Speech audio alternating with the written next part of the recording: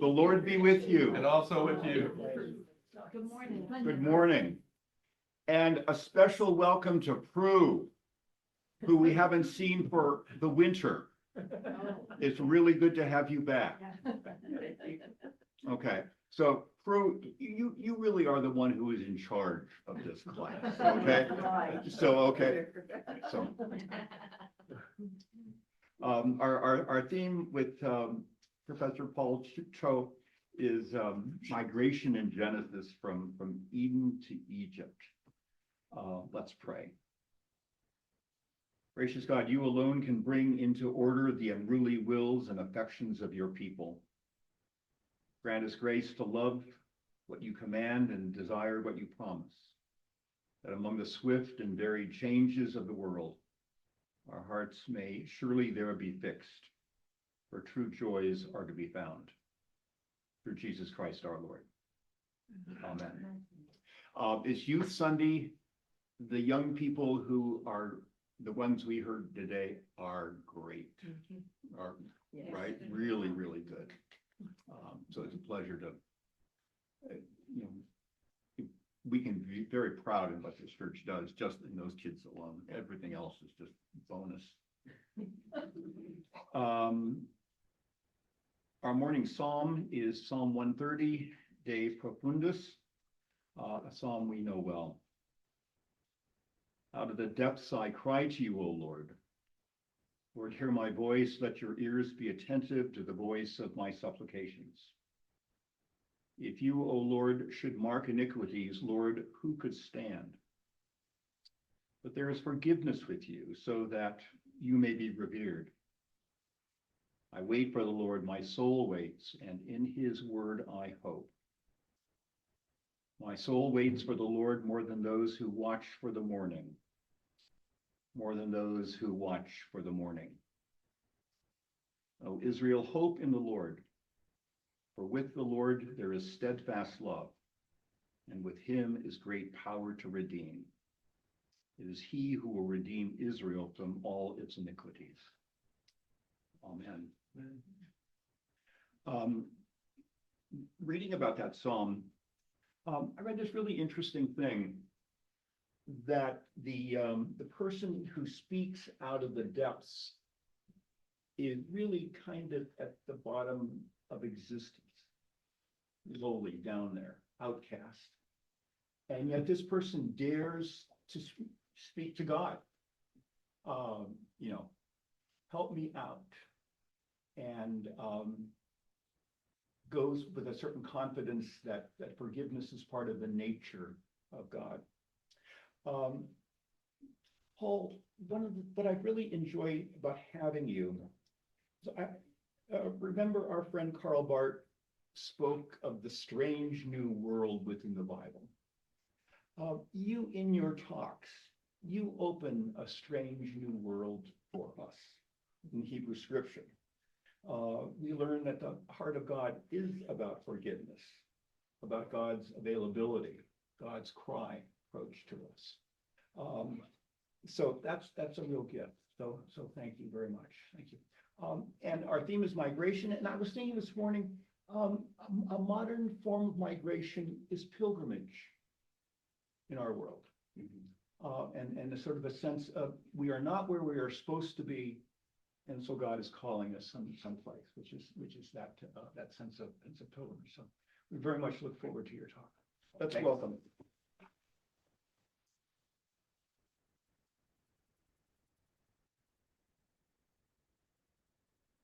Well, good morning again. Hello.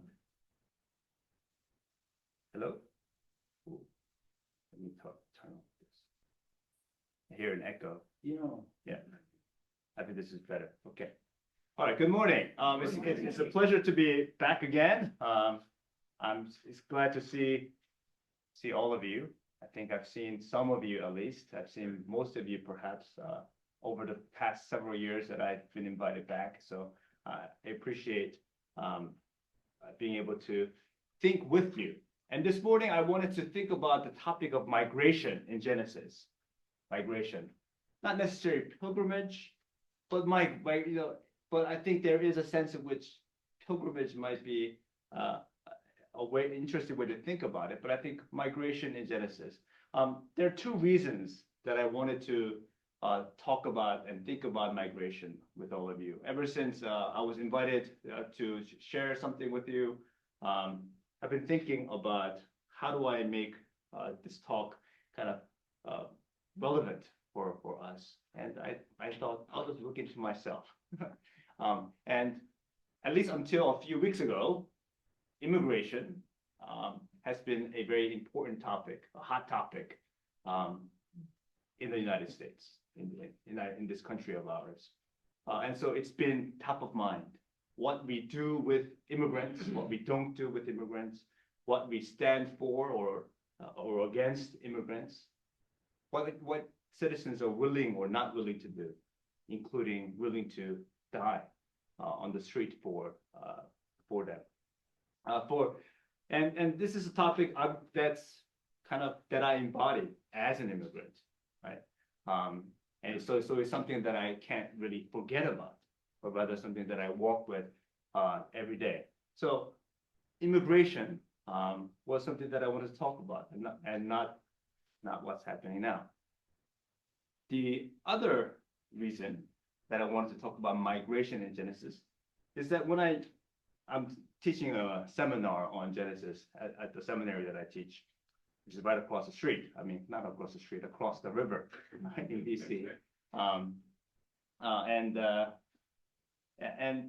And reading Genesis with my students made me realize that migration is everywhere throughout the book of Genesis. We might often think about Genesis as a story about creation, about beginnings. Usually that's the way we might think about Genesis, but I found that it's actually a story about movement, about migrations, that it's everywhere on pretty much every single chapter of this book, that it's a dominant theme. So much so that I've come to believe that to read Genesis without thinking about migration, but immigration, about emigration, is in fact to misread the book of Genesis. So I want to share a little bit about the dominance of this theme in the book of Genesis. And I've come to two conclusions. One is that migration is important in the book of Genesis, as I said, and we will kind of look through some of the examples in the book of Genesis. But the second is that the people of God, the Israelites, are defined as immigrants. That this is not this is at the heart of who they are as a people. That they are to be understood as an immigrant people. And so we will talk about that aspect and think about the theological as well as the ethical implications that the Bible teaches us about how to think about migration. This is a pretty brief overview of the book of Genesis. Many of you are familiar with the book of Genesis, I am sure. It's usually divided into 3 unequal parts.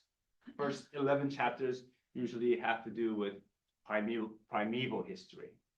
And there's a lot of migration there. Right? One that you might think about is the expulsion from Babel, right? So that happened in chapter 11. But in fact, throughout Genesis, the primeval history, people are moving around. And there's the ancestral history, the history about Abe, Ike, and Jake.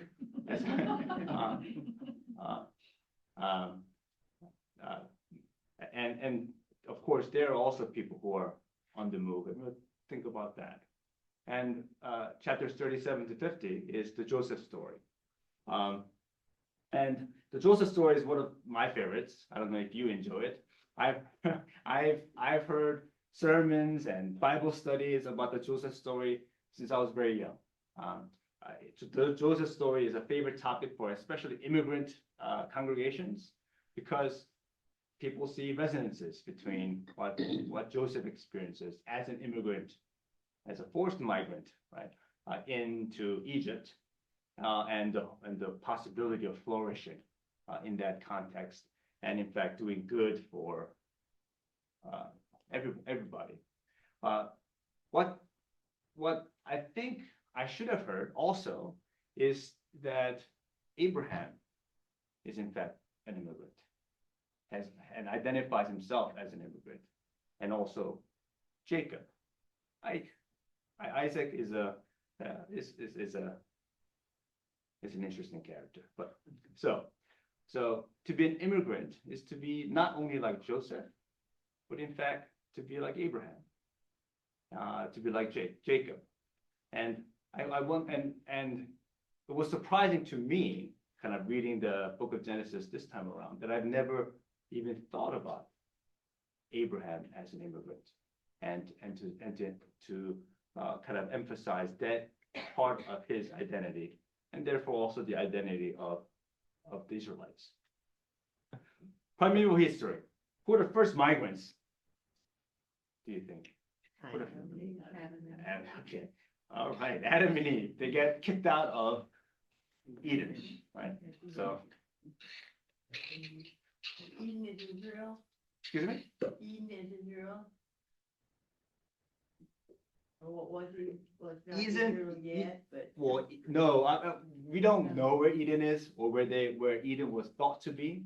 From the rivers that are named, it could be in Mesopotamia somewhere. Oh. Like the Tigris and Euphrates are named in chapter 2 of Genesis, but it's really more of a mythical kind of place that we believe to be there, but can't really locate. And I'm not sure that the writers themselves knew where Eden was, except that this was a beautiful garden that God had planted. So Adam and Eve, for reasons known but also probably unknown, was expelled from the Garden of Eden. So they become the first migrants.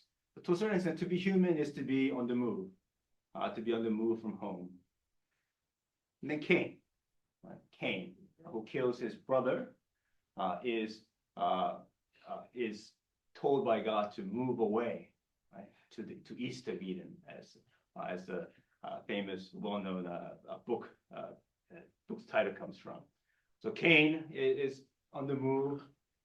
Noah is also on the move. Right? If you think about it, Noah does the biggest move of all. He has to build a big fat boat, get all his animals. I don't know how many fit in that boat. Probably a big boat. In any case, he moves from because of natural disaster, which God caused, which is a flood, right? He has to move. So he moves. And from that, he lands on the top of Mount Hermon, and then from there, of course, the family is set to disperse. And so beginning with Noah, again, the history of humanity continues, but then to a certain extent begins again. And it is one in which people are on the move and migrating. The famous Table of Nations in chapter 10 is kind of a list of how the ancient biblical writers imagined humanity spreading throughout the known world, right? They didn't know about all the parts of the world. They just kind of knew the Middle East, parts of Europe, parts of Africa, parts of West Asia. They didn't know that there are lands beyond that, but they imagined how the people that they knew existed in these parts got there. And they did that by imagining a genealogy where it continues to move and move and move.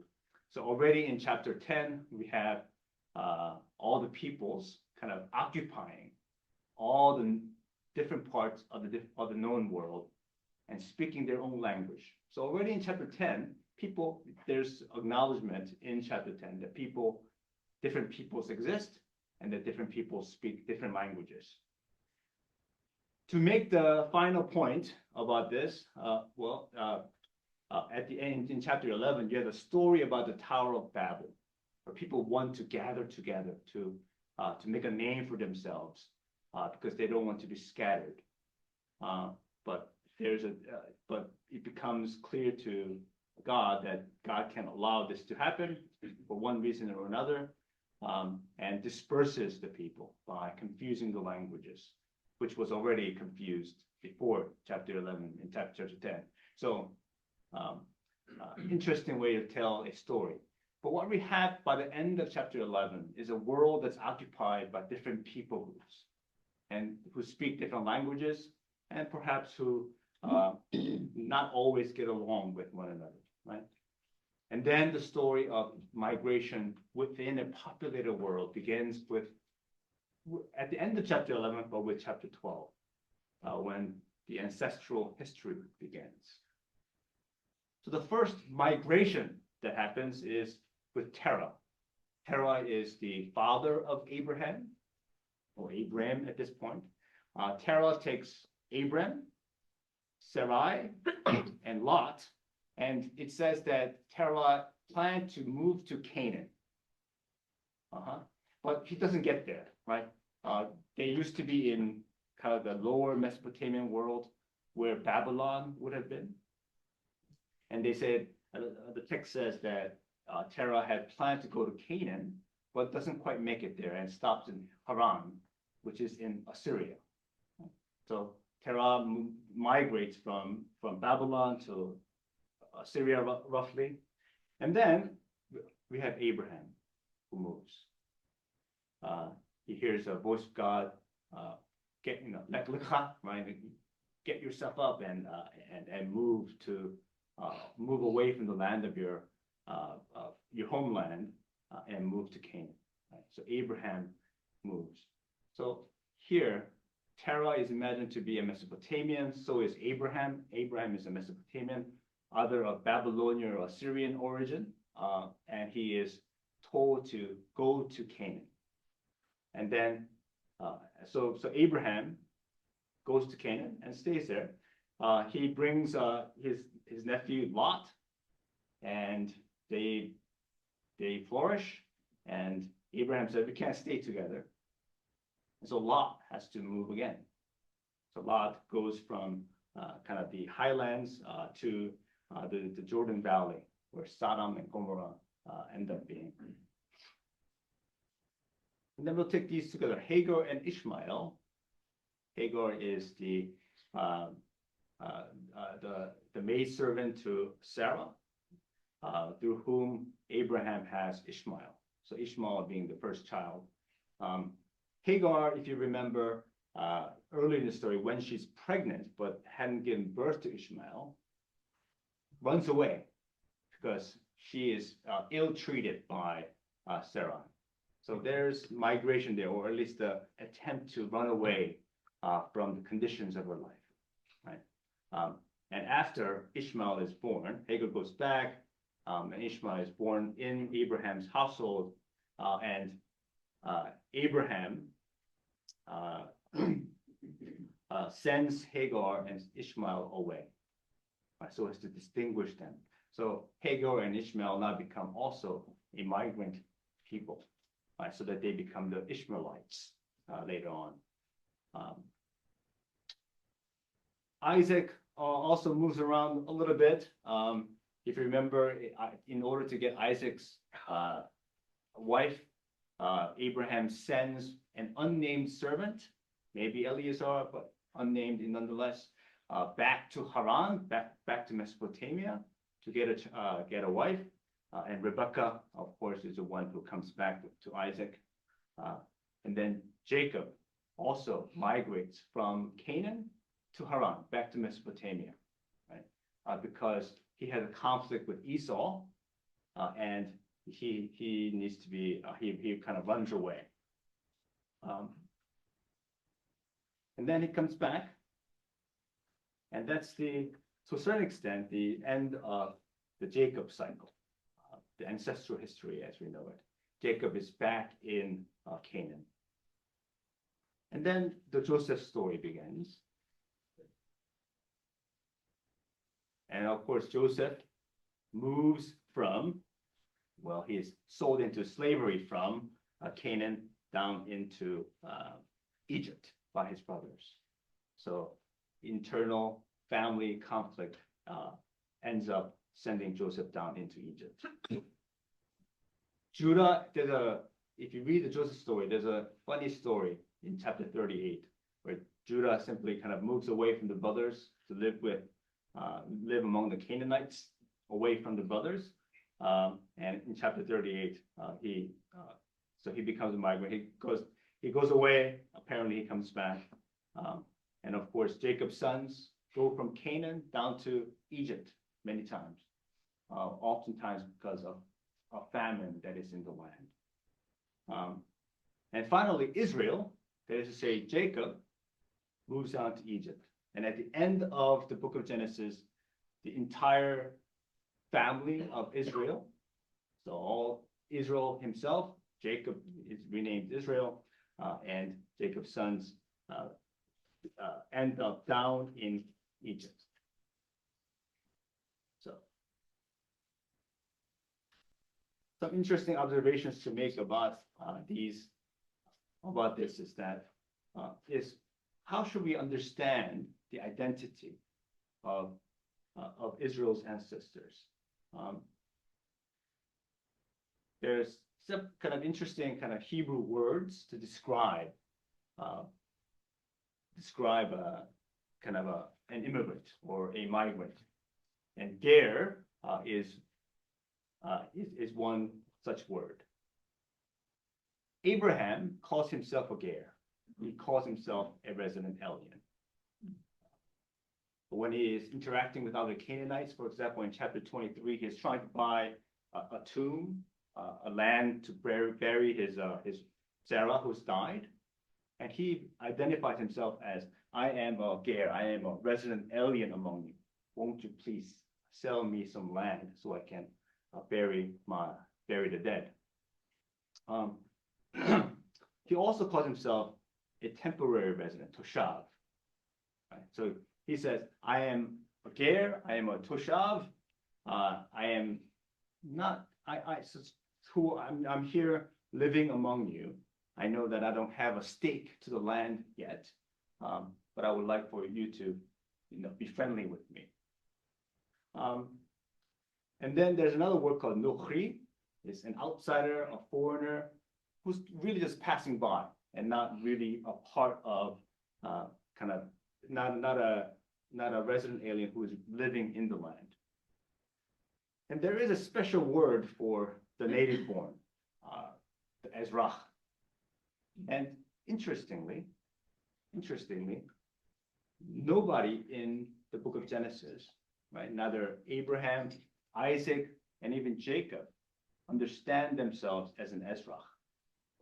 Right? They don't think of themselves as native born, but rather they continue to think of themselves as a ger or a toshav.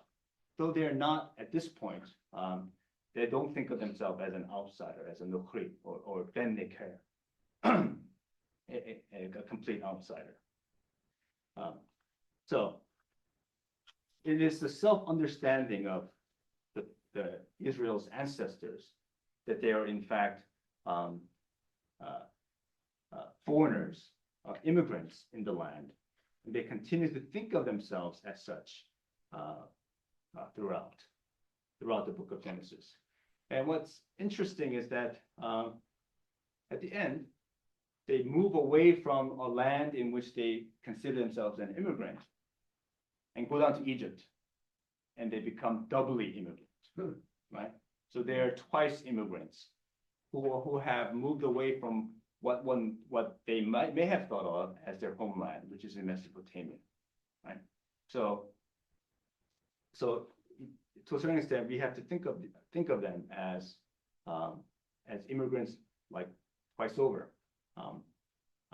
If you kind of like, my parents moved immigrated to the United States when I was 8 years old, and if I decide to go to France, for example, and become an immigrant, I'll be an immigrant. I'll be an expat of the United States, but who had come originally from Korea. It was interesting for me to think about the drivers of migration, like what caused the people in Genesis to migrate, to move from one place to another, and to think about the possibility of understanding modern migrations through this lens. The first one was that was obvious to me was divine command. Abraham, right, famously in chapter 12, gets a command by God. It says, move to a new land, leave your homeland and go somewhere else, go somewhere different.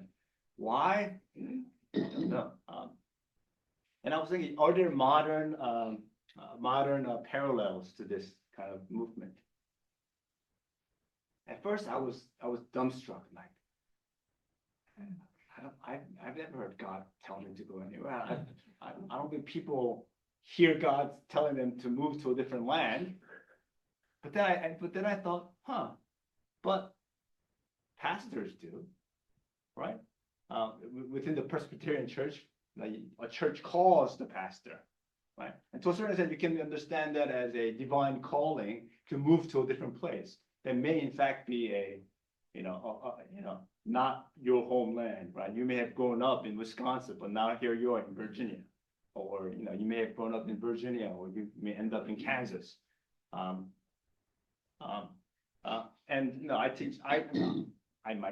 myself am Presbyterian, but I teach at a Methodist church, and they take their itinerancy, the pastors do, very seriously.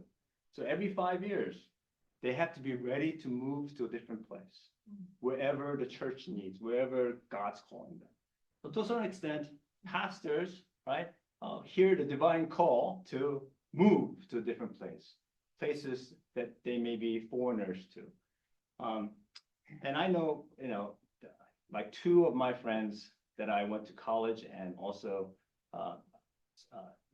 divinity school with, one of them right after college, right at the divinity school, moved to London, and he's Episcopalian, and he was a pastor at All Souls, which is in London, a fairly well-known church there for I think about 5 or 7 years or so.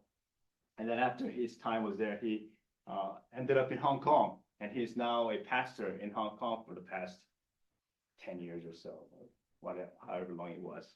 It's been, and another friend is now in Taiwan, teaching at a Christian college there. And so there's a way in which modern folks still do hear the divine call.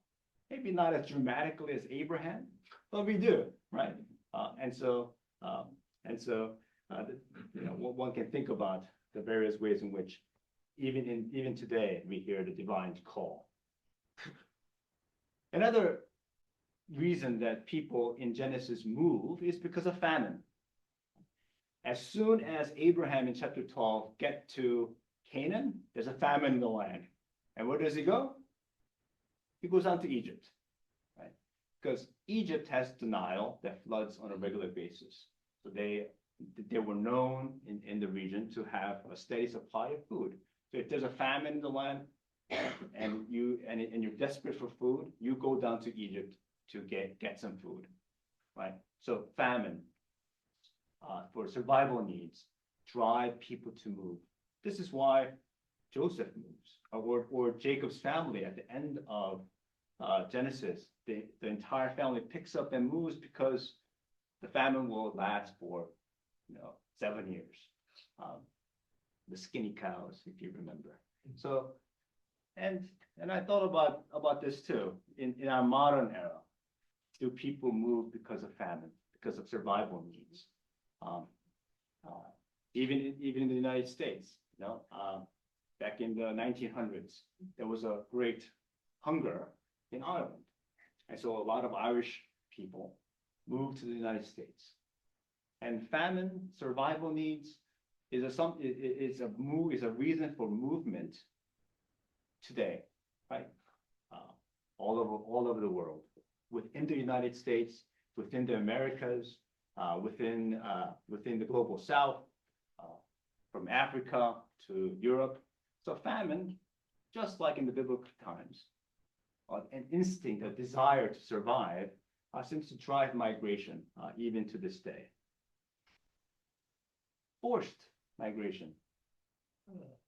forced migration. Like Moses. Forced migration for the within Genesis, you can think of forced migration of Cain. God kicked him out. Like you're not going to resist God saying you get out of here, right? You can also think about natural disasters forcing you to migrate, like Noah, like the flood forced him to move. The Katrina hurricane forced people to move in their homes. I have a student who used to live in New Orleans, but now have relocated to DC. And she credits that migration, a small example perhaps, but there are many more people who were forced to migrate from the land because of natural disasters.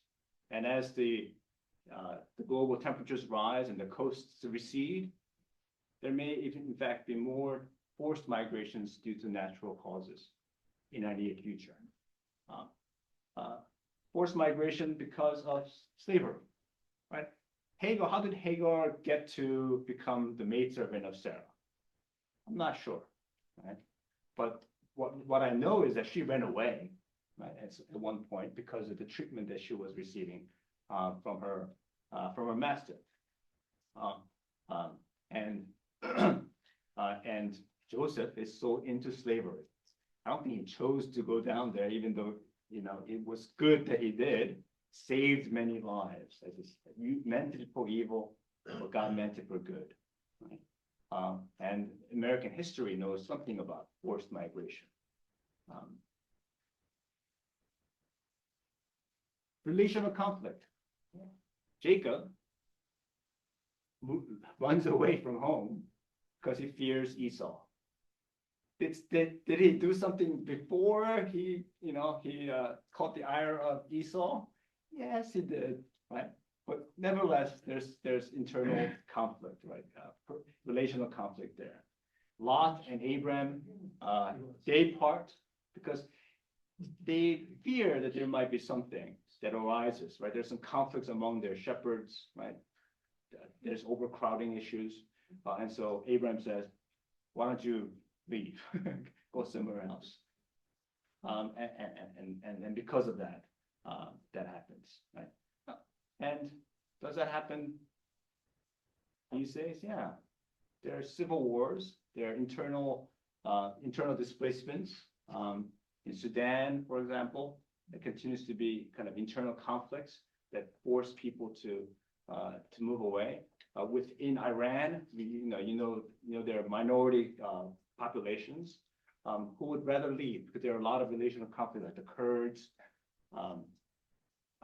and many others.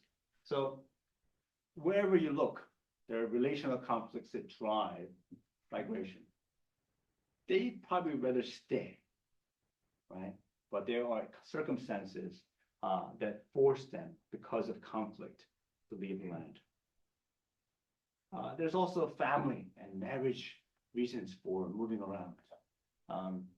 I was just telling Scott that when I was a PhD student, I was studying in Boston, but then I took a job as a pastor, like a part-time pastor at a church that I went to as a college student, as well as a divinity school student in New Haven, in Connecticut, which is like, I know 205 miles door to door, because I did that every week. I mean, I did that because I was kind of loyal to the church that I had gone for at that point for 7 years. But I also went because my wife my girlfriend, now my wife, was there in New Haven. So I made that trek back and forth every week, unless there was like a big exam and I had to stay. Every week, yes, for work, but also because of the potential for a marriage, and it worked out. And I'm a happy and a lucky man. And you see that throughout Genesis, right? you see Isaac's wife being found in Mesopotamia, right?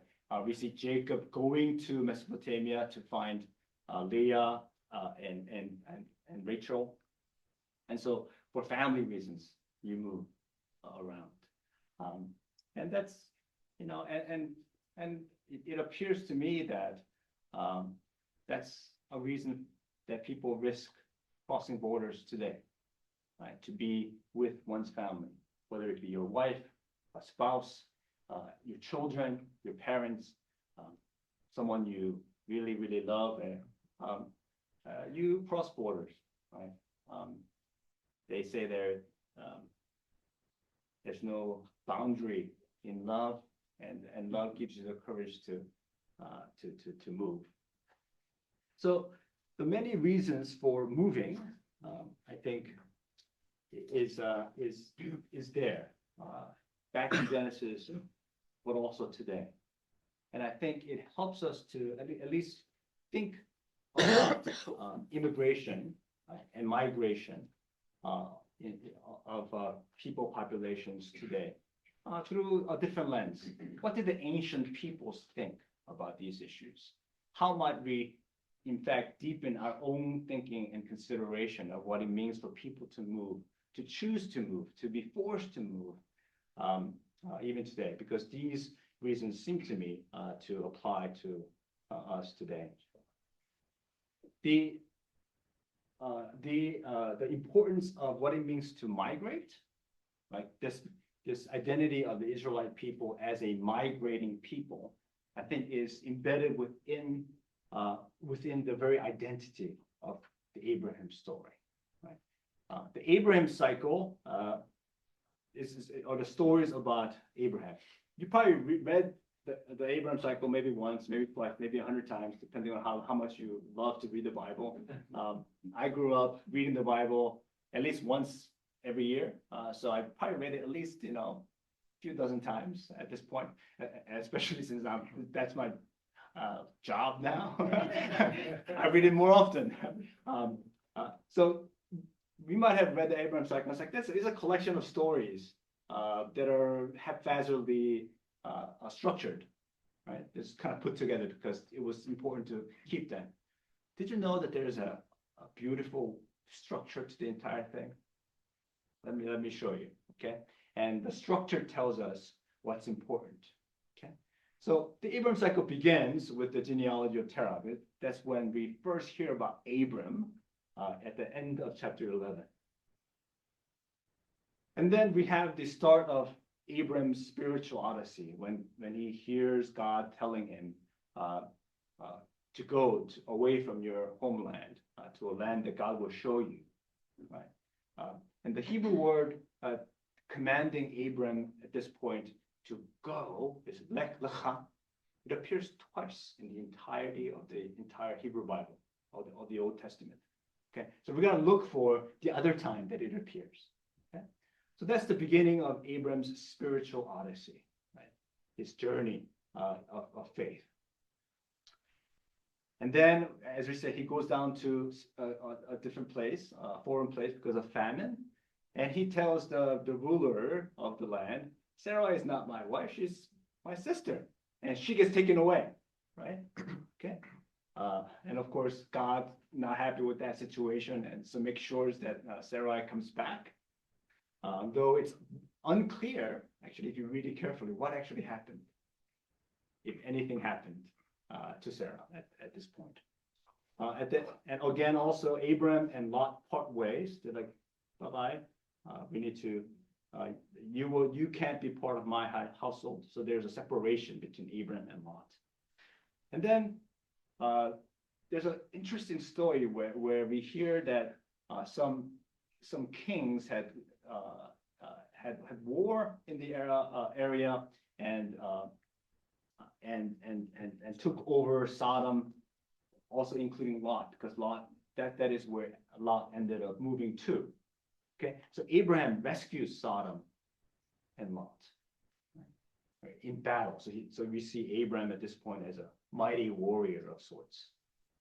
This is also where we have the very enigmatic, but also interesting story about Melchizedek, who is the priest and king of Salem, right? And then in chapter 15, we have the covenant with God. This is a famous passage where God commands Abram to get animals and divides them in half, and there's a pot that kind of moves through the middle, so as to indicate the kind of commitment that God is making to this covenantal relationship.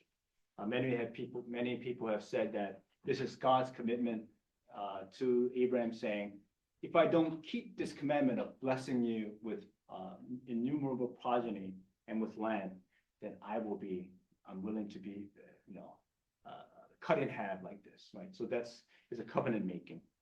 And then we have the annunciation of Ishmael, right? The firstborn son of Abraham. Now see what happens to the story. It's kind of trace right back to A. So E prime.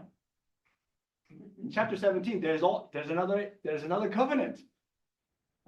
God makes another covenant, and this time it's not the annunciation of Ishmael, but of Isaac. Right? And then what's going to happen next, do you think? Abraham rescues Sodom and Lot. Right? How does it remember? There are three divine beings that come to Abraham's tent, and they disclose the God. Okay, God kind of discloses to Abraham that he's going to destroy Sodom. But Abraham kind of talks to the divine being like, will you destroy the righteous with the wicked? How about if there's 50, 20, gets down to 5, right? So Sodom and Gomorrah, they end up being destroyed, but Lot is rescued, just like Lot is rescued in D, right, in chapter 14. And then what happens? You know already, right? Sarah is in another foreign place, right? And again, Abraham says, my sister, not my wife. And Sarah again is taken into the king's palace, right? But nothing happens here, and this time it's more explicit than nothing happens because God intervenes more clearly and emphatically.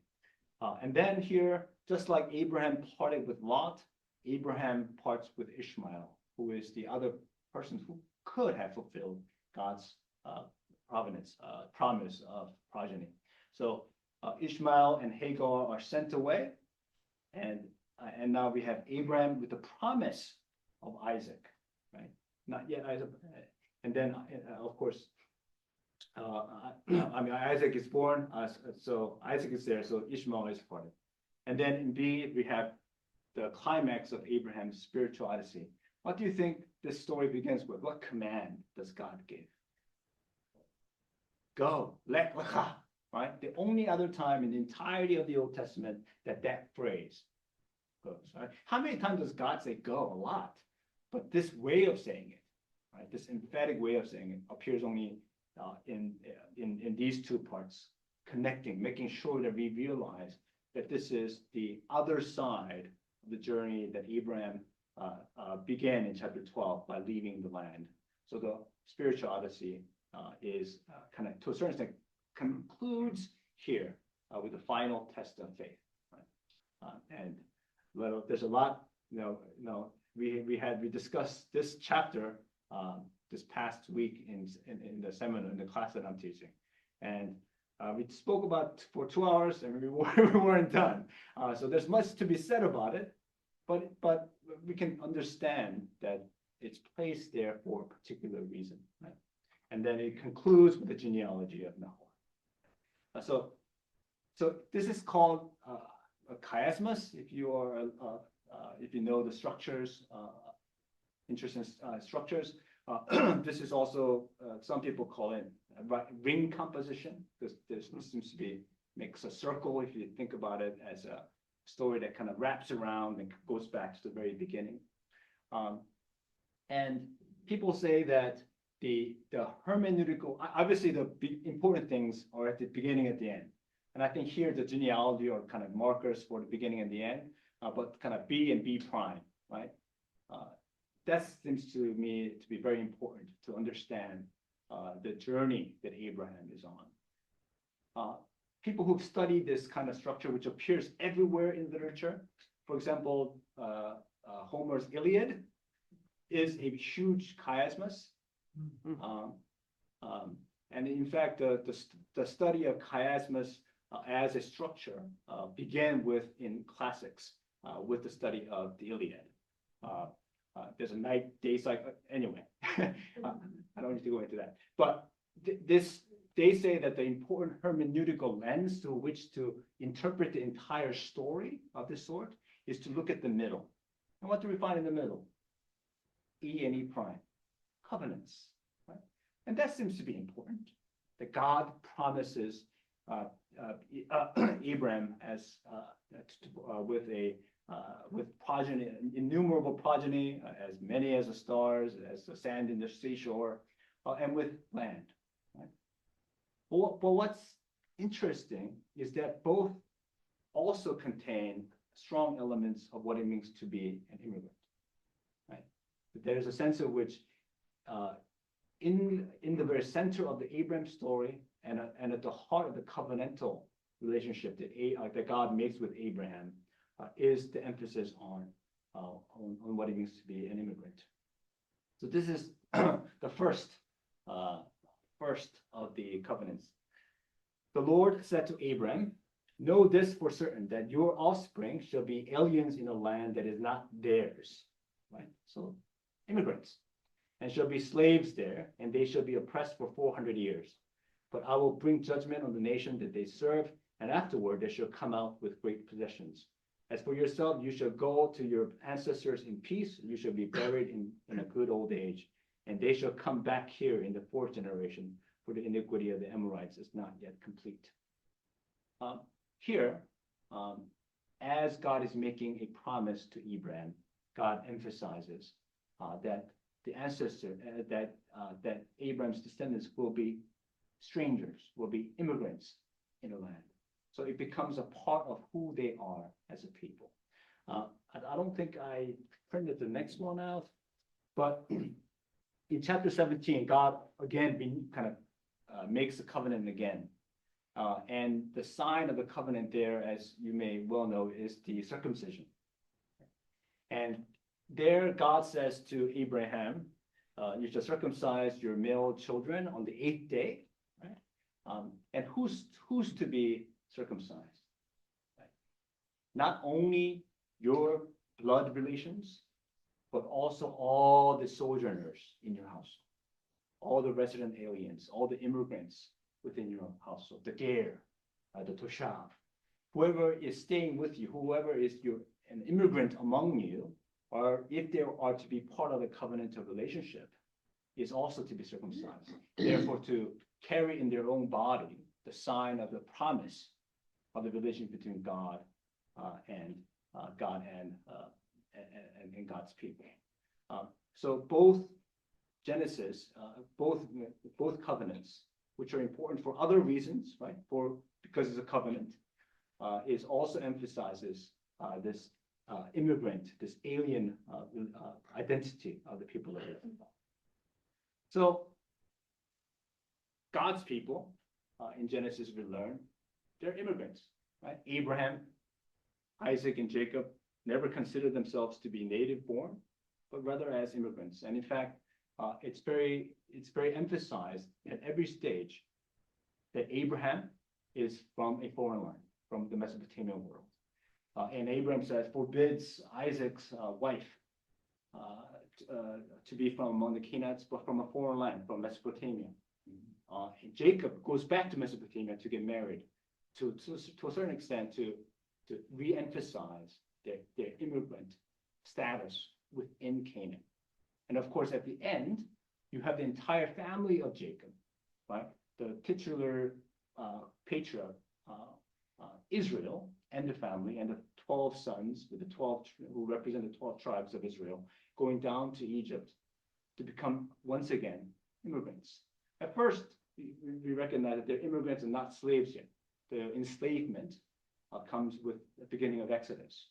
But at the end of Genesis, we have an immigrant story. right, through and through.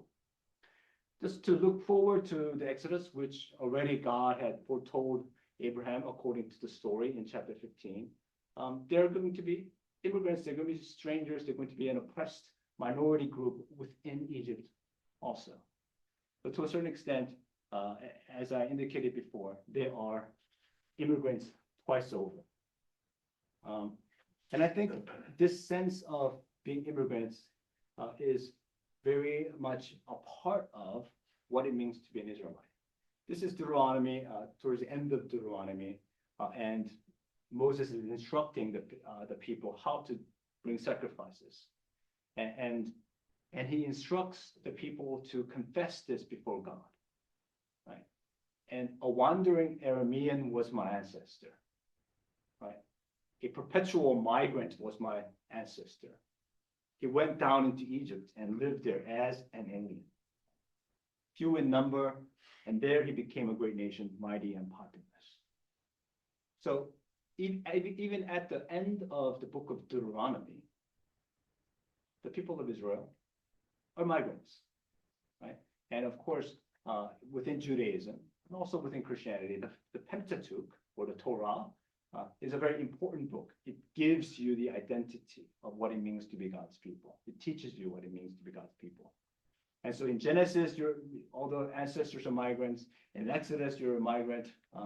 And even at the end, even as they imagine themselves going into Canaan, right, they're being taught, you should identify yourself as a migrant, as an immigrant to the land, as a person who's come from the outside. It's interesting to think about the emphasis that the biblical tradition places on the immigrant identity of the people of Israel.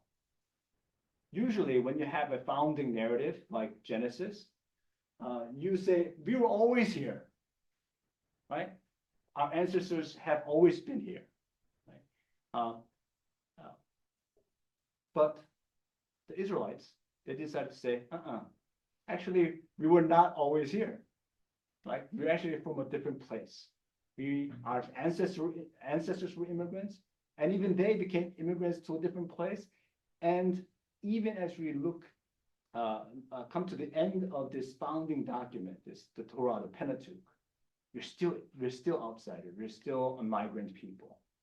And so, to a certain extent, for the biblical tradition, to be God's people is to be immigrant people, perpetually on the move, perpetually outsiders, and to a certain extent, not having, at least at this point, a permanent claim on the land.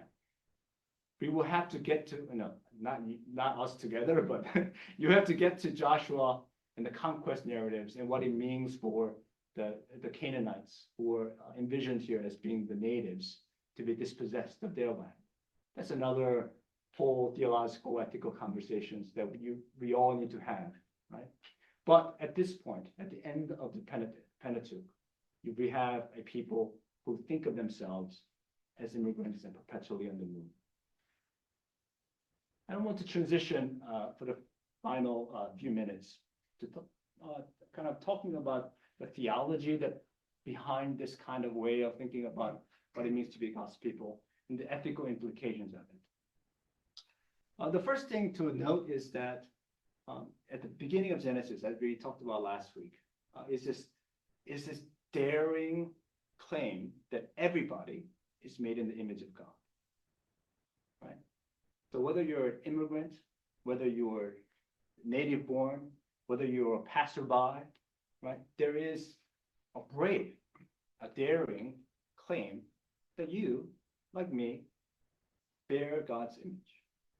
And that is a radical claim, right? Especially for the ancient Near Eastern peoples. For us, this is part of the common parlance of our day. Like we say that we all bear God's image, and this is perhaps, it funds our humanistic kind of impulse and our desire to kind of value each individual human being. But for the ancients, this was not the case, right? Where they thought there was a hierarchy of being, even among human beings, that there were slaves and that there were kings, that there were priests, and there were others, right? That there were women and that there were men, right? And that they had different values. But in Genesis 1, it says God made male and female in God's image. And this was a radical idea, right? And we are still trying to live into the fullness of that imagination. What does it mean? Right? So to move to be a migrant within this theological framework is to be moving among other divine image bearers, right? So there is something about that I think is important for us to remember. The Sabbath is an interesting idea. At the end of at the beginning of chapter 2, but the end of the creation story that begins in chapter 1 of Genesis, God stops or rests from creation because the work has been done. In other ancient Near Eastern mythologies or accounts of creation, the divine being responsible for creation, where does he go? It's always a he. Where does he go? He goes into his temple. Right? If he doesn't have a temple, he has somebody make one. Right? Either it's usually human beings who do all the labor. Sometimes it's the defeated, coterie of gods who say, "Hey, we gotta suck up to this guy because he's the head honcho now. Let's build him a temple so he can stay there." So that's where you dwell as the creator God, because you're the king of the world now. But the place that you rest in, where you reign from, is the White House. I mean the palace, right? God doesn't do that. God doesn't occupy a temple. There's no mention of a temple in Genesis 1. And people have wondered why. Then where does God rest? Like if you rest, you got to rest somewhere. And the answer has been God rests in God's creation, which God says is very, very good. So the tradition, so the entire world, entire creation, it's God's world. And this is a vision of the world that is radically without borders. Right? This is médecins sans frontières. This is doctors without borders. Right? This is God without borders. Right? Of course, the book of Genesis as a whole recognizes there are people groups, and there are in fact borders, right, that divide people. Genesis is not kind of naive about the existence of politics, right, about borders and the need for them, right? But there is a theological vision that undergirds it and says, this is God's house, and everything is safe. Right? And so I think this allows for something like the free movement of peoples as needs arise, etc., that we see in the book of Genesis. Is there danger in that? Yeah.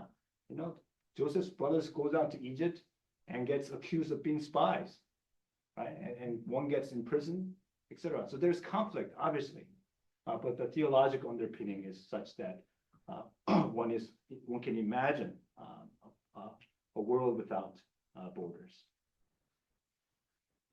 And I think in the Old Testament ethics, kind of Israelite ethics, is steeped in this concern for the ger, for the immigrant. When an alien, when an immigrant resides with you in your land, you should not oppress the alien. The alien who resides with you shall be to you as a citizen among you. You shall love the alien as yourself, for you were aliens in the land of Egypt. I am the Lord your God. The foundation of love others as yourself is the recognition that Israelites think of themselves as immigrants, that they were immigrants and therefore should treat immigrants with love and concern. Another one, the Lord your God executes justice for the orphan and the widow, and who loves the strangers, providing them food and clothing. You shall also love the stranger, for you were strangers in the land. And I think this is not only I know I have 15 seconds. This is not only an Old Testament concern, but also a New Testament concern. Because Jesus says, I'm going to self-identify with the people of Israel and go down to Egypt. So he becomes an alien. And he says, foxes have holes and birds of the air have nests, but the Son of Man has nowhere to lay his head. A perpetual migrant, if you ask me. So, thank you. Thank you. So much to think about. I wrote lots of notes for myself, but as we think about where we are now, whether it is migrating over to the 11 o'clock worship service, migrating out into the community, or migrating how our church functions in new and exciting ways with the new capital campaign, think about your presence in it. And thank you for coming and sharing a lot of fun, interesting ways of the past and how we might think about it today. Thank you.